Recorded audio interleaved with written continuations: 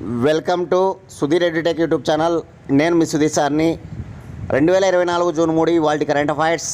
First question, ఐక్యరాజ్య సమితి ప్రతి ఏటా ప్రపంచ సైకిల్ దినోత్సవాన్ని ఏ తేదీని నిర్వహిస్తారు? ఐక్యరాజ్య సమితి ప్రతి ఏటా ప్రపంచ సైకిల్ దినోత్సవాన్ని జూన్ 3న నిర్వహిస్తుంది అన్నమాట. జూన్ 3న నిర్వహిస్తుంది. దీనిని 2018 నుంచి ఇక్కడ ప్రారంభించడం జరిగిందనమాట. 2018లో ఐక్యరాజ్య సమితి జనరల్ అసెంబ్లీ ప్రపంచ సైకిల్ దినోత్సవాన్ని ఆమోదించడం జరిగింది. క్రమంగా ప్రతి సంవత్సరం కూడా ప్రతి ఏటా కూడా ఈ జూన్ 3ను ప్రపంచ సైకిల్ దినోత్సవంగా చేసుకోవడం జరుగుతుందన్నమాట. ఇక సైకిల్ను మెక్ మిలాన్ కనిపెట్టాడు. సైకిల్ను కనిపెట్టినటువంటి వ్యక్తి ఎవరంటే మెక్ మిలాన్. ఇక సైకిల్ అనేటువంటిది అత్యంత గొప్ప ప్రయాణ సాధనంగా ఉండేదన్నమాట. 2 శతాబ్దాల పాటు గొప్ప ప్రయాణ సాధనం ఏదంటే సైకిలే. కానీ రాను అత్యంత వేగవంతమైనటువంటి ఈ రవాణా సాధనాలు రావడం వల్ల సైకిల్ మనుగడ ప్రశ్నార్థకంగా మారిందనమాట. వాడి సైకిల్ తొక్కే వారి సంఖ్య రాను తగ్గిపోతుందన్నమాట. ఇక సైకిల్ తొక్కితే గల ప్రయోజనాలు ఎన్నో అనమాట. వాటికి సంబంధించిన విషయాలను ప్రజలలో తెలియజేయడం కోసం తీసుకొచ్చినటువంటి దినోత్సవం అన్నమాట. ఇది సైకిల్ దినోత్సవం అనేటువంటిది వెరీ ఇంపార్టెంట్. ప్రజలలో అవగాహన తీసుకురావడం దీని యొక్క ముఖ్య ఉద్దేశం అన్నమాట. ఇక మానవుని ఆరోగ్యానికి కూడా సైకిల్ తొక్కడం అనేటువంటిది ఎంతో ముఖ్యం అన్నమాట. ఇక పర్యావరణ అనుకూల సాధనంగా కూడా చాలా గొప్పగా సైకిల్ పనిచేస్తుంది. పర్యావరణ అనుకూల సాధనం అన్నమాట. కాబట్టి సైకిల్కి సంబంధించిన ప్రయోజనాలు ఎన్నో, దానికి సంబంధించినటువంటి అవగాహన తీసుకురావడమే ఈ దినోత్సవం యొక్క ముఖ్య ఉద్దేశం.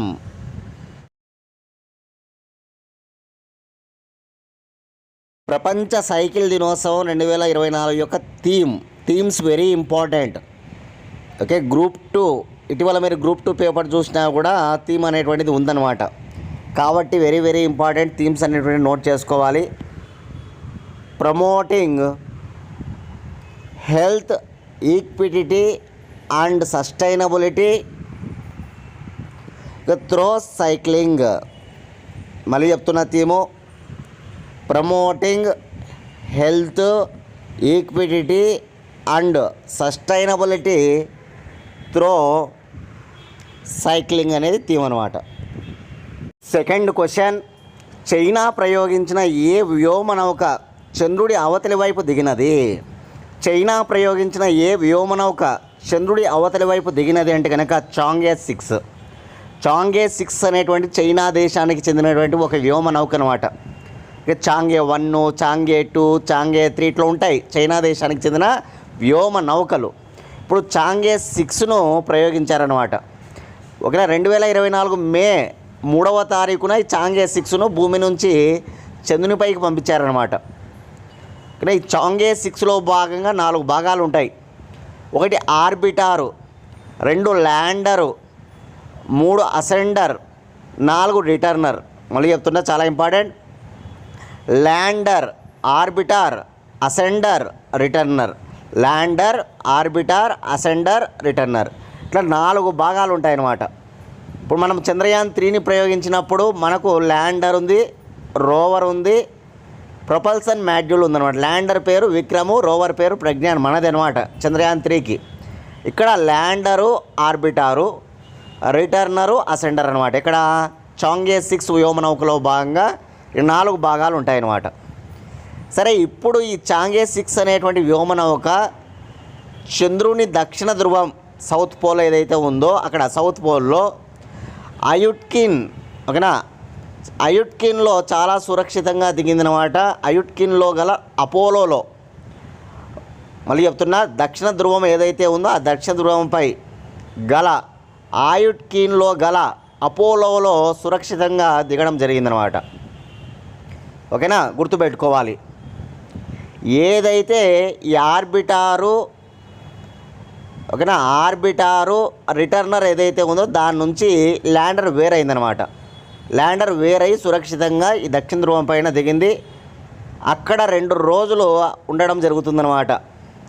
ఆ 2 రోజులు అక్కడ ఉండి అక్కడ గల ఆ చంద్రుని పైన గల అవతలి వైపున గల నమూనాలను సేకరిస్తుందన్నమాట. చంద్రుల్లో మనకు ఒక భాగం మాత్రమే కనిపిస్తుంది, అవతల ఇంకొక భాగం ఉంటుందన్నమాట. ఒక భాగం మాత్రమే కనిపిస్తుంది, మనం చూసేది ఒక చందమామ. అవతలి వైపున ఉన్న భాగం ఇంతవరకు ఎవరు కూడా అవతల వైపున ల్యాండ్ కాలేదన్నమాట. మొట్టమొదటిసారిగా ఆ సాహసం చేసింది ఎవరంటే ఓకేనా చైనా వాళ్ళే.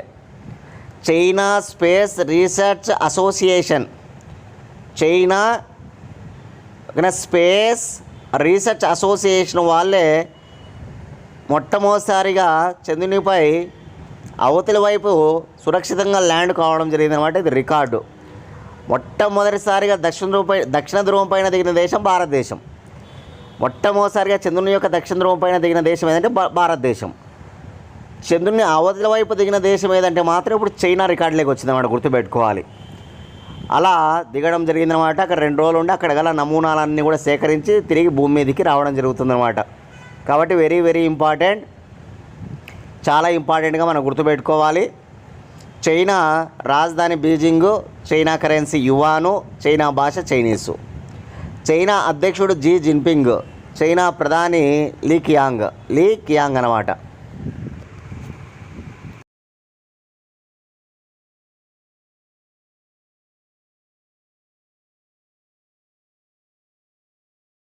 సెకండ్ క్వశ్చన్ కాదు, ఇక్కడ థర్డ్ అని పెట్టుకోవాలి. థర్డ్ క్వశ్చన్ ఇది. సిక్కిం రాష్ట్ర ఎన్నికల ఫలితాలలో అధిక స్థానాలు సాధించి మళ్ళీ అధికారంలో చేయించుకున్న పార్టీ అది. సిక్కిం రాష్ట్ర ఎన్నికల ఫలితాలు రావడం జరిగిందనమాట. సిక్కిం రాష్ట్ర ఎన్నికల ఫలితాలు 2024 జూన్ 2వ తారీఖున వెల్లడించబడ్డాయన్నమాట. ఇప్పుడు ఎక్కువ స్థానాలు సాధించిన పార్టీ అక్కడ ఏదంటే కనుక సిక్కిం క్రాంతి మోర్చా పార్టీ. సిక్కిం క్రాంతికారి మోర్చా అంటారన్నమాట. సిక్కిం క్రాంతికారి మోర్చా, ఎస్కేఎం సింపుల్గా ఎస్కేఎం అంటారు. సిక్కిం క్రాంతికారి మోర్చా తిరిగి అధికారంలోకి రానుందనమాట. ఇది వరకు ముందు ఏ పార్టీ ఉండిందంటే ఇదే పార్టీ అధికారంలో ఉండిందనమాట. ప్రేమ్ సింగ్ దమాంగ్ ముఖ్యమంత్రి, ముందు సిక్కిం ముఖ్యమంత్రిగా ప్రేమ్ సింగ్ దమాంగ్ ఉండేవాడు. ఇప్పుడు కూడా మళ్ళీ తిరిగి ఆయన ముఖ్యమంత్రి కానున్నారనమాట. ఆయన నేతృత్వంలో కొనసాగుతున్నటువంటి పార్టీ అనమాట ఇది, సిక్కిం క్రాంతికారి మోర్చా. ఇక్కడ 32 స్థానాలు ఉన్నాయన్నమాట. సిక్కిం రాష్ట్రంలో అసెంబ్లీ స్థానాలు ఏంటంటే 32కి ఎన్నికలు జరిగాయి.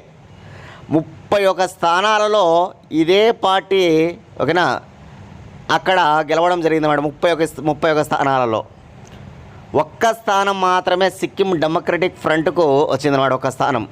32 స్థానాల్లో 31 అసెంబ్లీ స్థానాలు కైవసం చేసుకున్న పార్టీ ఈ సిక్కిం క్రాంతికారి మోర్చా అయితే, ఒక స్థానాన్ని కైవసం చేసుకున్న పార్టీ సిక్కిం డెమోక్రటిక్ ఫ్రంట్ అనమాట, ఎస్డిఎఫ్ అనమాట, గుర్తుపెట్టుకోవాలి. 32 స్థానాల్లో 31 దేనికి, ఒక స్థానం దేనికి. కాంగ్రెస్ పార్టీ 0, భారతీయ జనతా పార్టీ 0 అనమాట. ఇది సిక్కిం రాష్ట్ర ఎన్నికల ఫలితాలు. సిక్కిం రాజధాని గ్యాంగ్టక్ అనమాట. సిక్కిం రాష్ట్ర హైకోర్టు కూడా గ్యాంగ్టక్లోనే ఉంది. ఇక సిక్కిం రాష్ట్ర భాష సిక్కిం రాష్ట్ర భాష వచ్చేసి నేపాలీ ఉంటుంది అక్కడ. అదేవిధంగా సిక్కిం ముఖ్యమంత్రిగా ఎవరు కానున్నారు అంటే, ఇది వరకు ముఖ్యమంత్రిగా ఉన్న వ్యక్తే తిరిగి ఆయనే ముఖ్యమంత్రి కానున్నారు. ఆయనే ప్రేమ్ సింగ్ దమాంగ్. సిక్కిం రాష్ట్ర గవర్నర్ ఓకేనా, ఆల్రెడీ చాలాసార్లు నేను చెప్పానమాట, భారతదేశంలో ఓకేనా వైశాల్యంలో అతి చిన్న రాష్ట్రం గోవా అయితే, జనాభాలో అతి చిన్న రాష్ట్రం సిక్కిం అనమాట. సిక్కిం రాష్ట్ర గవర్నర్గా ఓకేనా ఆచార్య అనేటువంటి పేరుతో ఒక వ్యక్తి ఉన్నాడనమాట. ఎవరనేది కామెంట్ బాక్స్లో మీ సమాధానాన్ని తెలియజేయండి. ఏ ఆచార్య పూర్తి పేరు కామెంట్ బాక్స్లో మీ సమాధానాన్ని తెలియజేయండి అందరూ కూడా.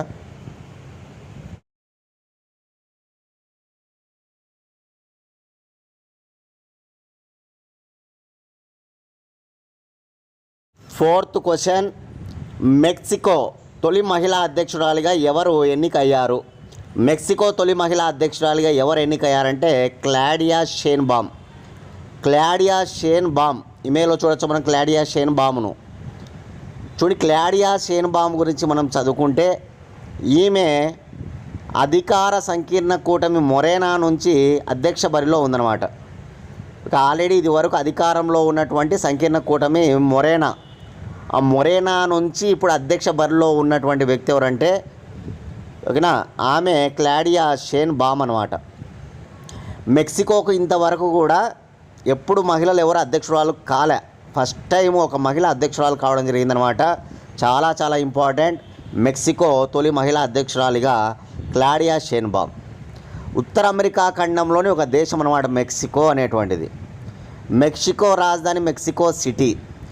మెక్సికో దేశ అధికార భాష స్పానిష్. మెక్సికో దేశ ఒక కరెన్సీ మెక్సికన్ పెసో. మెక్సికో గత ప్రెసిడెంట్ ఎవరంటే ఒక లోపేజ్ అబ్రాడర్ ప్రెసిడెంట్గా ఉండేవాడు అనమాట. ఈ మెక్సికో రాజ్యాంగ నిబంధన ఏంటంటే కనుక ఒక దఫా అధ్యక్షుడైన వాడు తిరిగి మళ్ళీ అధ్యక్షుడిగా ఉండడానికి, అధ్యక్ష ఎన్నికల్లో పోటీ చేయడానికి వీలు లేదనమాట. కానీ ఇక్కడ రాజ్యాంగ నిబంధన ప్రకారం ఒకసారి అధ్యక్షుడైన వాడు మళ్ళీ తిరిగి అధ్యక్షుడు కావడానికి వీలు లేదు, అధ్యక్ష ఎన్నికల్లో పోటీ చేయడానికి కూడా వీలు లేదనమాట. ఈ క్రమంలో భాగంగా లోపేజ్ అబ్రాడర్ ఎవరికి మద్దతు ఇచ్చాడంటే ఈ క్లాడియా షేన్ బామ్కు మద్దతు ఇవ్వడం జరిగిందనమాట. ఈసారి గుర్తుపెట్టుకోవాలి, ఎవరికి? క్లాడియా షేన్ బామ్కు మద్దతు ఇవ్వడం జరిగిందనమాట. అధికార పార్టీ కూటమి అనమాట, ఒక కూటమి అనమాట. ఆ కూటమి పేరు మొరేనా. ఈ మొరేనా ఎవరి నేతృత్వంలో కొనసాగింది ఈసారి అంటే కనుక ఈ క్లాడియా షేన్ బామ్. ఇక్కడ ఈ మొరేనా సంకీర్ణ కూటమి విజయం సాధించడం జరిగిందనమాట. ఇది గుర్తుపెట్టుకోవాలి, చాలా చాలా ఇంపార్టెంట్. ఓకేనా. నూతన అధ్యక్షులు, నూతన ప్రధానమంత్రులలో మీరు నోట్ చేసుకోవాలి, చాలా ఇంపార్టెంట్గా. చాద్ నూతన అధ్యక్షుడిగా ఇటీవల ఇద్రిస్ దెబ్ వచ్చాడు. అదేవిధంగా రష్యా 5వసారి రష్యాకు అధ్యక్షుడిగా వ్లాదిమిర్ పుతిన్ ఎన్నిక కావడం మనం చూసాం. Vladimir Putin. ఇట్లా అధ్యక్షులు, ప్రధానమంత్రులు. ఇక సింగపూర్ నూతన ప్రధానమంత్రిగా లారెన్స్ వాంగ్ను చూసాం. సింగపూర్. ఓకేనా. ఇట్లా అధ్యక్షులు, ప్రధానమంత్రులు ఒక లిస్టు రాసుకోమని చెప్తున్నాను నేను. ఆ లిస్టు చూసుకొని చదువుకుంటా అంటే గుర్తుంటాయి బాగా మీకు.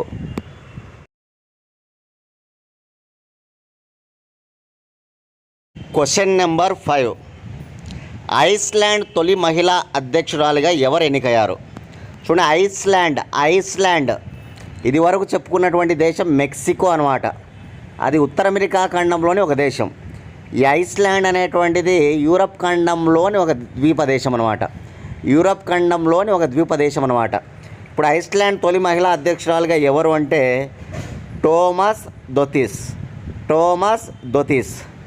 ఇమేలో చూడొచ్చు మనం టోమస్ దొతీస్ను. ఈ టోమస్ దొతీస్ 34% ఓట్లు సాధించి ఇప్పుడు అధ్యక్షురాలు కావడం జరుగుతుందన్నమాట. ఇక్కడ 34% ఓట్లతో ఐస్లాండ్లో ఆ అధ్యక్ష ఎన్నికలు 34% ఓట్లతో ఇప్పుడు అధ్యక్షురాలిగా అవ్వబోతుంది. ఆగస్టు 1వ తారీఖున 2024 ఆగస్టు 1వ తారీఖున ప్రమాణ స్వీకారం చేయనున్నారన్నమాట. ప్రజెంట్ ఐస్లాండ్ అధ్యక్షుడిగా జోహెన్సన్ ఉన్నారు. ఆ జోహెన్సన్ స్థానంలో నెక్స్ట్ ఐస్లాండ్ అధ్యక్షురాలిగా ఎవరంటే కనుక ఈ టోమస్ దొతీస్ అనమాట. గుర్తుపెట్టుకోవాలి, దొతీర్. గొప్ప వ్యాపారవేత్త అంట ఈ టోమస్ దొతీరు. గొప్ప వ్యాపారవేత్త అనమాట టోమస్ దొతీర్. తన యొక్క ప్రత్యర్థి ఎవరంటే ఇక్కడ కత్రీనా డాటర్ అనమాట. టోమస్ దొతీర్ కట్రీనా డాటర్పై విజయం సాధించింది. కట్రీనా డాటర్ వచ్చేసి ఐస్లాండ్ యొక్క మాజీ ప్రధానమంత్రి అనమాట. ఐస్లాండ్ మాజీ ప్రధాని కత్రీనా డాటర్పై ఓకేనా తన యొక్క ప్రత్యర్థిపై విజయం సాధించిందనమాట ఈ టోమస్ దొతీర్. ఇది గుర్తుపెట్టుకోవాలి, ఓకేనా. ఇప్పుడు వ్యాపారవేత్త అనమాట ఈమె. ఇది వరకు మనం మెక్సికో తొలి మహిళా అధ్యక్షురాలుగా చెప్పాం షేన్ బామ్ గురించి. ఆ షేన్ బామ్ ఎవరంటే గొప్ప పర్యావరణవేత్త. నోబెల్ గ్రహీత కూడా. ఇప్పుడు చెప్పినటువంటి టోమస్ దాతర్ గొప్ప వ్యాపారవేత్త అనమాట. అక్కడేమో పర్యావరణవేత్త, ఇక్కడేమో వ్యాపారవేత్త. ఓకే, వీళ్ళు ఎన్నికలలో పాల్గొనడం జరిగిందనమాట. సరే, ఐస్లాండ్ రాజధాని రిగ్జవిక్ అనమాట. ఐస్లాండ్ దేశ అధికార భాష ఐస్లాండియన్ అనమాట. ఐస్లాండ్ దేశ currency krona currency. Iceland present ప్రెసిడెంట్గా జోహెన్సన్ ఉన్నాడు. ఆగస్టు 1వ తారీఖు నుంచి ప్రమాణ స్వీకారం చేసి ప్రెసిడెంట్ కాబోతున్న వారు ఎవరంటే మాత్రం థోమస్ దొతీర్ అనమాట. ఇవి గుర్తుపెట్టుకోవాలి, చాలా చాలా ఇంపార్టెంట్.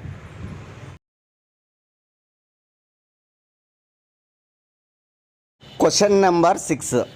పాకిస్తాన్ తొలి మహిళా బ్రిగేడియర్గా నియమిస్తున్న మహిళ ఎవరు? పాకిస్తాన్ తొలి మహిళ బ్రిగేడియర్గా నియమితులైన తొలి మహిళ ఎవరంటే కనుక చాలా important, Helen Mary Roberts. Helen Mary Roberts అనమాట. ఈ హెలెన్ మేరీ రాబర్ట్స్ మన ఇమేజ్లో చూడొచ్చు. ఈమెను ఓకేనా.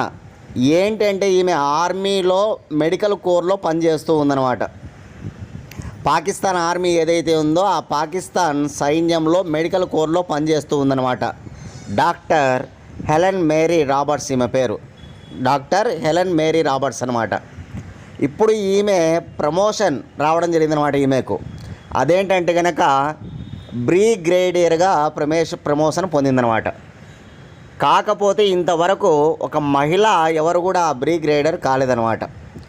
పాకిస్తాన్ తొలి మహిళా బ్రిగేడియర్గా నిలిచింది ఇప్పుడు ఎవరంటే కనుక ఆమె హెలెన్ మేరీ రాబర్ట్స్. అంతేకాదు క్రైస్తవ మతానికి చెందినటువంటి పర్సన్ అనమాట. ఏదైతే క్రైస్తవ మైనార్టీ ఉందో పాకిస్తాన్లో, ఆ క్రైస్తవ మైనార్టీకి చెందిన పర్సన్ కూడా ఫస్ట్ టైమే. ఓకేనా. పాకిస్తాన్ ఓకేనా బ్రిగేడియర్లో తొలి మహిళగా, పాకిస్తాన్ బ్రిగేడియర్గా తొలి క్రైస్తవ వ్యక్తిగా ఈరోజు రికార్డులో నిలిచిందనమాట. ఎవరంటే హెలెన్ మేరీ రాబర్ట్స్. ఇవి గుర్తుపెట్టుకోవాలి. ఈరోజు మనం ఏకంగా 3 మహిళలు తొలి అనేటువంటి పదంతో వచ్చాయన్నమాట. మెక్సికో తొలి మహిళా అధ్యక్షురాలిగా షేన్ బామ్ గురించి చెప్పుకున్నాం. అదేవిధంగా ఐస్లాండ్ తొలి మహిళా అధ్యక్షురాలు గురించి చెప్పుకున్నాం, దొతీర్ గురించి. అదేవిధంగా ఇప్పుడు పాకిస్తాన్ తొలి మహిళ ఓకేనా బ్రిగేడియర్గా ఈ హెలెన్ మేరీ రాబర్ట్స్ గురించి చెప్పుకున్నాం అనమాట. చాలా ఇంపార్టెంట్. ఈరోజు మహిళా సాధికారిత, ఉమెన్ ఎంపవర్మెంట్ ఏదో ఉందో దానిలో భాగంగా మహిళలు సాధిస్తున్నటువంటి విజయాలు అన్నమాట ఇవన్నీ కూడా. కాబట్టి గుర్తుపెట్టుకోవాలి. ఇటీవల పాకిస్తాన్ ఈ మతాలకు సంబంధించిన జనాభా కూడా రిలీజ్ చేసిందనమాట. పాకిస్తాన్లో 96.47% మంది ఇస్లాం మతస్థులు ఉన్నారంట. 96.47% మంది ఉన్నారంట. ఇంకా 2% ఎవరున్నారంటే కనుక హిందువులు ఉన్నారంట. 1% వచ్చేసి క్రైస్తవులు ఉన్నారంట. 0.09% వచ్చేసి అహ్మదీ ముస్లింలు ఉన్నారంట. ఇది ఇటీవల అక్కడ మత గణాంకాలు అన్నమాట. 96.47% ఎవరున్నారంటే కనుక ఇస్లాం మతస్థులు ముస్లింలు ఉన్నారన్నమాట. 2% వచ్చేసి హిందువులు ఉన్నారు. 1% వచ్చేసి క్రైస్తవులు ఉన్నారు.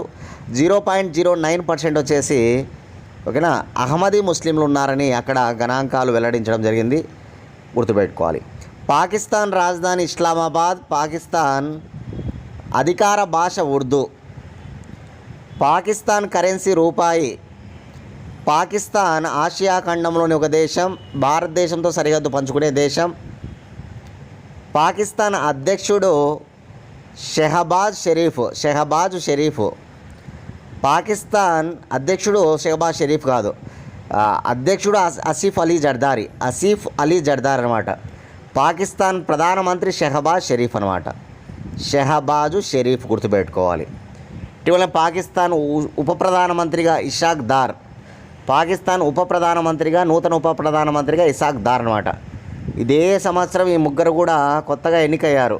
పాకిస్తాన్ అధ్యక్షుడిగా ఆసిఫ్ అలీ జర్దారీ, పాకిస్తాన్ ప్రధానమంత్రిగా షెహబాజ్ షరీఫ్, పాకిస్తాన్ ఉప ప్రధానమంత్రిగా ఇషాక్ దార్ అనమాట.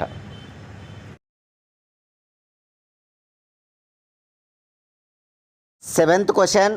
2023-2024 ఆర్థిక సంవత్సరంలో భారత్లో అధిక విదేశీ ప్రత్యక్ష పెట్టుబడులు ఏ దేశం ద్వారా జరిగాయి? చూడండి, 2023-2024 ఆర్థిక సంవత్సరం. ఈ ఆర్థిక సంవత్సరంలో భారత్లో అధిక విదేశీ ప్రత్యక్ష పెట్టుబడులు ఏ దేశం ద్వారా వచ్చాయంటే సింగపూర్ నుంచి అత్యధిక విదేశీ పెట్టుబడులు రావడం జరిగింది.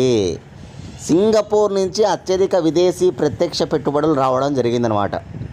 ఫారిన్ డైరెక్ట్ ఇన్వెస్ట్మెంట్ FDI అంటాం.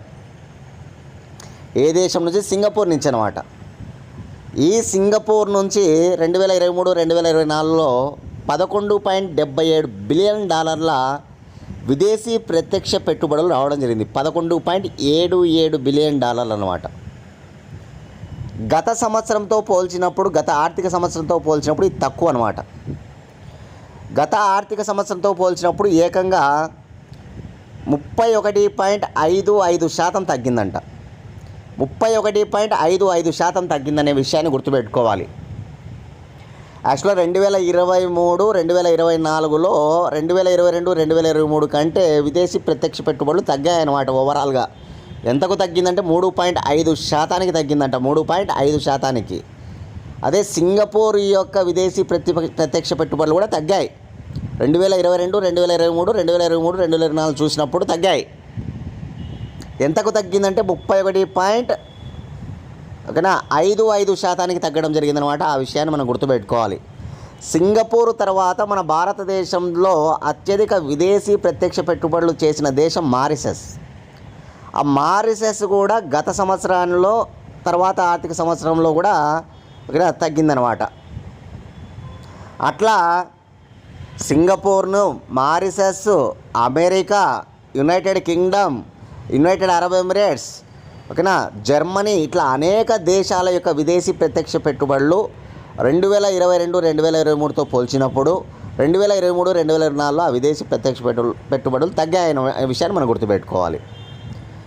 ఇక ఏ దేశానికి సంబంధించి పెరిగాయంటే మాత్రం నెదర్లాండ్, జపాన్లో పెరిగాయన్నమాట. విదేశీ ప్రత్యక్ష పెట్టుబడులు మన దేశానికి ఏ దేశం నుంచి? నెదర్లాండ్, జపాన్ నుంచి పెరగడం జరిగిందనమాట. ఇది వరకు చెప్పిన దేశాలు తగ్గాయి. ఏవేవి? Singapore, Mauritius, America, United Kingdom, United Arab Emirates, Germany లాంటి దేశాలన్నీ కూడా తగ్గితే ఈ నెదర్లాండ్, జపాన్ యొక్క విదేశీ ప్రత్యక్ష పెట్టుబడులు మన దేశంలో పెరగడం జరిగిందన్నమాట. ఈ విషయాలు కూడా గుర్తుపెట్టుకొని నోట్ చేసుకోవాలి. చాలా చాలా ఇంపార్టెంట్ అనమాట. సరే, 2022, 2023 ఆర్థిక సంవత్సరంలో విదేశీ ప్రత్యక్ష పెట్టుబడులు ఎంత అంటే 46.03%గా ఉన్నాయి. అదే 2023, 2024 ఆర్థిక సంవత్సరంలో విదేశీ ప్రత్యక్ష పెట్టుబడులు వచ్చేసి 44.42%గా ఉన్నాయన్నమాట. అంటే తగ్గాయా లేదా అంటే తగ్గాయి. 46.03 బిలియన్ అనమాట. శాతం కాదు, సారీ, దయచేసి చెప్తున్నా, ఓకేనా. 2022, 2023లో విదేశీ ప్రత్యక్ష పెట్టుబడులు మన దేశంలో ఎంత అంటే కనుక 46.03 బిలియన్ డాలర్లు. 46.03 బిలియన్ డాలర్లు. 46.03 బిలియన్ డాలర్లు. 2023, 2024 ఆర్థిక సంవత్సరంలో విదేశీ ప్రత్యక్ష పెట్టుబడులు ఎంత అంటే కనుక 44.42 బిలియన్ డాలర్లు. 44.42 బిలియన్ డాలర్లు. 44.42 బిలియన్ డాలర్లు. ఓకే, కన్ఫ్యూజ్ చేసుకోండి, రాసుకోండి. నేను 3 సార్లు ఏదైతే చెప్తున్నానో అది కరెక్ట్ పాయింట్ అనమాట. ఓకేనా, రైట్. ఇట్లా ఓవరాల్గా తీసుకున్నప్పుడు 2022, 2023తో కంపేర్ చేసినప్పుడు 2023, 2024లో విదేశీ ప్రత్యక్ష పెట్టుబడులు తగ్గడం మనం చూస్తున్నాం అనమాట. ఎంత? 3.5%గా తగ్గిందనే విషయాన్ని గుర్తుపెట్టుకోవాలి ఓవరాల్గా. ఓకేనా.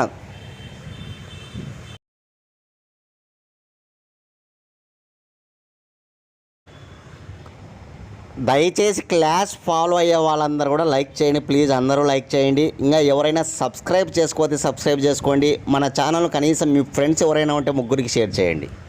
ఓకే, 8th క్వశ్చన్ చూద్దాం. బ్రిటన్ ప్రిన్సెస్ డయానాకు చెందిన వస్తువుల వేలాన్ని నిర్వహించే సంస్థ ఏది? సో బ్రిటన్ ప్రిన్సెస్ డయానా, మన ఇమేజ్లో చూసి డయానా గారిని, ఆ డయానాకు సంబంధించినటువంటి కొన్ని వస్తువులు, ఆ వస్తువులు ఏంటి అంటే కనుక తాను రాసిన లేఖలను ఇప్పుడు వేలం వేయనున్నారన్నమాట. ఆ వేలాన్ని ఎక్కడ వేస్తున్నారంటే అమెరికాలో. అమెరికాకు చెందినటువంటి ఒక ప్రైవేట్ సంస్థ జూలియన్ అక్షన్ అనేటువంటి సంస్థ వేలం వేయనుందనమాట. ఓకేనా. బ్రిటన్ ప్రిన్సెస్ డయానాకు సంబంధించినటువంటి కొన్ని వస్తువుల వేలం అనమాట. ఆ వస్తువులు ఏంటి అంటే తను రాసినటువంటి లేఖలు, ఆ లేఖలను ఇప్పుడు వేలం వేయనున్నారన్నమాట. తాను స్వయంగా రాసినటువంటి లేఖలను వేలం వేయనున్నారు. ఎక్కడ అంటే అమెరికాలో. అమెరికాకు చెందినటువంటి జూలియన్ అక్షన్ అనేటువంటి ఒక జూలియన్ అక్షన్ అనేటువంటి ఓకేనా ప్రైవేట్ సంస్థ వేలం వేయనుందనమాట.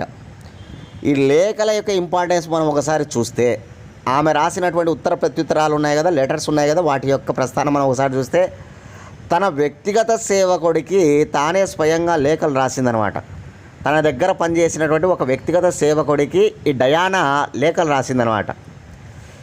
ఆ లేఖలలో ఆమెకు సంబంధించినటువంటి వ్యక్తిగత విషయాలను ఆమె రాయడం జరిగిందనమాట. తన దగ్గర ఉన్నటువంటి తన మాజీ హౌస్ కీపర్కు లేఖలు రాసింది. హౌస్ కీపర్, ఓకేనా, హౌస్ కీపర్ అనమాట. మౌడ్ పెన్రీకి హౌస్ కీపర్ పేరు ఏంటంటే మౌడ్ హెన్రీ. డయానా రాసిన లేఖలు ఎవరికి? మౌడ్ హెన్రీకి రాసిన లేఖలు ఈరోజు వేలం వేయనున్నారనమాట. ఆ మౌడ్ హెన్రీకి రాసినటువంటి లేఖలను ఇప్పుడు వేలం వేయనున్నారనమాట. మౌడ్ హెన్రీ ఎవరంటే తన యొక్క మాజీ హౌస్ కీపర్ అనమాట, తన వ్యక్తిగత సేవకుడు అనమాట. తనకు రాసిన లేఖల్లో ఆమె తన వ్యక్తిగత విషయాలను ప్రస్తావించడం, అదేవిధంగా 1981లో తాను చార్లెస్ను వివాహం ఆడడం, ఇక్కడ ప్రిన్స్ చార్లెస్ను 1981లో వివాహం ఆడిన విషయాల గురించి, తన హనీమూన్ విషయాల గురించి, తన కుమారుడు విలియం పుట్టినప్పుడు ఆమె ఎంతో సంతోషాన్ని పొందడం, ఆ విషయాల గురించి, ఇట్లా అనేక వ్యక్తిగత విషయాల గురించి తాను ఆ లేఖలలో రాయడం జరిగిందంట.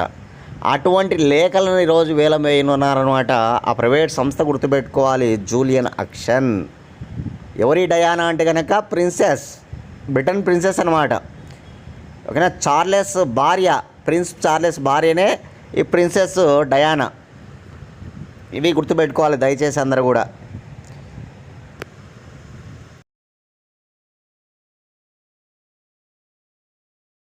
క్వశ్చన్, 60 అసెంబ్లీ స్థానాలు గల అరుణాచల్ ప్రదేశ్లో అత్యధిక స్థానాలు సాధించిన బీజేపీ సాధించిన స్థానాలు ఎన్ని? చూడండి, చాలా ఇంపార్టెంట్. 2 రాష్ట్రాల అసెంబ్లీ ఎన్నికలు మనం చెప్పుకోవాలి ఈరోజు.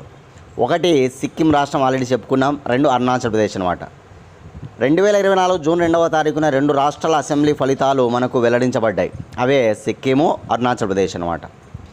ఇక్కడ సిక్కింలో సిక్కిం క్రాంతికారి మోర్చా ఉంది కదా, ఆ పార్టీ అత్యధిక స్థానాలు కైవసం చేసుకున్నట్టుగా మనం చెప్పాం. 32 అసెంబ్లీ స్థానాలు ఉంటే సిక్కింలో 31 స్థానాలు ఆ పార్టీ సాధించిందనమాట. Sikkim Democratic Front 1. ఇప్పుడు మనం అరుణాచల్ ప్రదేశ్ సంగతి చూద్దాం. అరుణాచల్ ప్రదేశ్లో మొత్తం 60 అసెంబ్లీ స్థానాలు ఉన్నాయి. 60 అసెంబ్లీ స్థానాల్లో అత్యధికంగా భారతీయ జనతా పార్టీ ఒక సీట్లు కైవసం చేసుకుందనమాట. ఈ భారతీయ జనతా పార్టీ 46 అసెంబ్లీ స్థానాలు కైవసం చేసుకుంది. భారతీయ జనతా పార్టీ 46 నోట్ చేసుకోండి. అదేవిధంగా ఎన్సీపీ వచ్చి 8 నోట్ చేసుకోండి. అదేవిధంగా పీపుల్స్ పార్టీ ఓకేనా 3 నోట్ చేసుకోండి. People's party 3. Congress party 1. Congress వచ్చేసి 1. ఇతరులు అదర్స్ అనమాట. ఇతరులు వచ్చేసి 3. మొత్తం 60 అసెంబ్లీ స్థానాలు ఉన్నాయి. ఆ లిస్టు మనం నోట్ చేసుకొని చదువుకోవాలి, గుర్తుపెట్టుకోవాలి ఖచ్చితంగా. ఈశాన్య రాష్ట్రంలో ఒక రాష్ట్రం అరుణాచల్ ప్రదేశ్. సూర్యుడు ఉదయించే రాష్ట్రం అరుణాచల్ ప్రదేశ్ అనమాట. అరుణాచల్ ప్రదేశ్ రాజధాని ఈటానగర్. అరుణాచల్ ప్రదేశ్ హైకోర్టు కూడా ఈటానగర్లోనే ఉంటుంది. అరుణాచల్ ప్రదేశ్ రాష్ట్ర భాష ఇంగ్లీష్. అరుణాచల్ ప్రదేశ్ ముఖ్యమంత్రిగా ఎవరు ఉండారంటే బీజేపీ వ్యక్తి పెమా ఖండూ ఉండేవాడు. ఇప్పుడు మళ్ళీ తిరిగి అధికారంలోకి భారతీయ జనతా పార్టీ వచ్చింది కాబట్టి భారతీయ జనతా పార్టీ తరఫున ఎవరిని ముఖ్యమంత్రి చేస్తారనేది మనం వేచి చూడాలి. పెమా ఖండూనే మళ్ళీ ముఖ్యమంత్రిగా నిలబెడతారా, లేదా ఆయన స్థానంలో ఇంకొకరిని ఎవరినైనా కూర్చోబెడతారా? పెమా ఖండూకే ఎక్కువ ఛాన్సెస్ ఉన్నాయన్నమాట. ఎందుకంటే అంత గొప్పగా విజయం సాధించాడు మళ్ళీ అంటే ఆయన కూడా దానికి కారణమే కదా. వాడు పెమా ఖండూనే నియమిస్తారనమాట. ఇక అరుణాచల్ ప్రదేశ్ గవర్నర్గా కైవల్య త్రివిక్రమ్ పట్నాయక్ ఉన్నాడు. అరుణాచల్ ప్రదేశ్ గవర్నర్గా ఉన్నాడు. రేపు ముఖ్యమంత్రి చేత గవర్నరే ప్రమాణ స్వీకారం చేయించేది కాబట్టి ముఖ్యమంత్రి పేరు, గవర్నర్ పేరు గుర్తుపెట్టుకోవాలి. రేపు ముఖ్యమంత్రి పెమా ఖండూ అయిన తర్వాత మళ్ళీ ఎవరు ప్రమాణ స్వీకారం చేయిస్తారంటే కైవల్య త్రివిక్రమ్ పట్నాయక్ ప్రమాణ స్వీకారం చేయిస్తాడనమాట. కాబట్టి గుర్తుపెట్టుకొని చదువుకోవాలి. ఓకేనా, రైట్. 54% ఓట్లు సాధించిందనమాట బీజేపీ. ఇక్కడ 54% ఓట్లతో ఓకేనా ఉందన్నమాట బీజేపీ.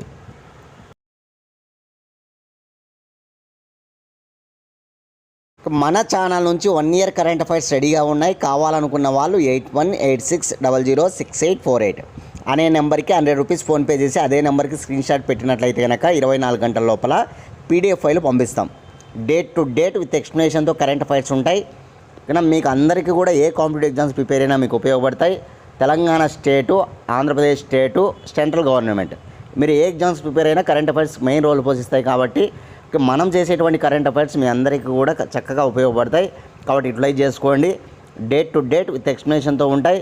1 ఇయర్ కరెంట్ అఫైర్స్ కేవలం 100 రూపాయలకి అందిస్తున్నాం. అందరూ యూటిలైజ్ చేసుకోండి. లాస్ట్ క్వశ్చన్ చూద్దాం. నాట్స్ అధ్యక్షుడిగా ఎవరిని నియమిస్తూ నాట్స్ బోర్డు ప్రకటించింది? సో నాట్స్ అధ్యక్షుడిగా ఎవరిని నియమిస్తూ నాట్స్ బోర్డు ప్రకటించిందంటే కనుక పి మదన్. ఇమెయిల్లో చూడొచ్చు మనం పి మదన్ గారిని. పాములపాటి మదన్ అన్నమాట. ఈ పాములపాటి మదన్ 2024 నుంచి 2026 వరకు ఈ నాట్స్ అధ్యక్షుడిగా ఉండబోతూ ఉన్నాడు. NATS North America Telugu society. North America Telugu society NATS అంటే ఉత్తర అమెరికా ఖండం ఏదైతే ఉందో ఆ ఉత్తర అమెరికా ఖండంలోని తెలుగు వారందరికీ సంబంధించిన ఒక గొప్ప సొసైటీ అనమాట నార్త్ అమెరికా తెలుగు సొసైటీ. ఓకేనా, దానికి సంబంధించిన ఒక బోర్డు కూడా ఉంటుంది. ఆ బోర్డు ఈరోజు ఎవరిని నియమించిందంటే కనుక నాట్స్ అధ్యక్షుడిగా ఈ పాములపాటి మదన్ను నియమించిందనమాట. 2024, 2026 వరకు ఉంటాడనమాట. ఈయన షికాగో విభాగం, అమెరికాలో షికాగో ఉంది కదా, ఆ షికాగో విభాగం ఏదైతే ఉందో అక్కడ ఎన్నో రోజుల నుంచి తెలుగువారికి ఎన్నో సేవా కార్యక్రమాలు చేస్తూ ఆయన అందరికీ అక్కడ గొప్పగా పేరు ప్రఖ్యాత సంపాదించడం జరిగిందన్నమాట అక్కడ ఆయన. దీనితో ఈరోజు అధ్యక్షుడిగా ఆయన్ని నియమించాలని నిర్ణయించడం, నాట్స్ బోర్డు దానిలో భాగంగా ఈరోజు అధ్యక్షుడిగా నియమించడం జరిగిందనమాట. కాబట్టి గుర్తుంచుకోవాలి, వార్తల్లో వ్యక్తుల్లో నోట్ చేసుకోవాలి, నూతన నియామకాల్లో నోట్ చేసుకోవాలి. ఓకేనా, అంతర్జాతీయ విషయాల్లో భాగంగా ఇది తెలుగు ఓకేనా సంబంధించినటువంటి విషయం కాబట్టి మరింత ఇంపార్టెంట్ అనమాట పాములపాటి మదన్ గురించి. ఇవి ఇవాల్టి కరెంట్ అఫైర్స్. రేపటి క్లాస్లో మళ్ళీ కలుసుకుందాం ఫ్రెండ్స్. థ్యాంక్స్.